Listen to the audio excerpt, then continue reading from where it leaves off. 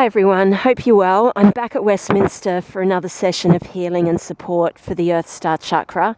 That's Westminster Abbey there in front of me. I've already done 3 or 4 of these healings, and I do think it's helping and it's adding to all the other work that light workers are doing, and it is working in the UK and will start to spread more and more to the whole planet. So the Earth Star Chakra in London, I've sensed definitely for the past week or so, is good. It's healthy, it's warm and moving and functioning well, and it's now strong enough to support the rest of the world's chakras.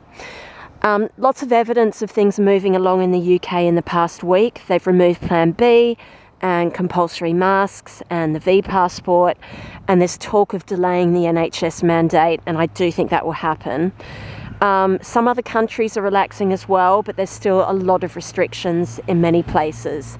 But I'm hoping with the work we're doing that will help to stop all that very soon as well.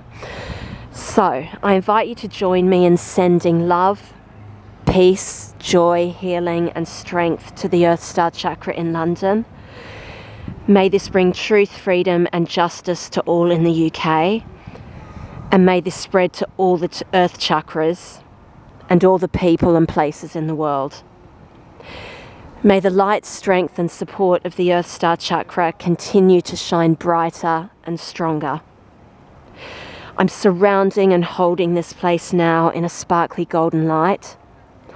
It's spreading around the outside of the building like a bubble, above, below and encircling all the way around. And inside as well. It's filling with the light, and that light's shooting off around the world to where it's needed most.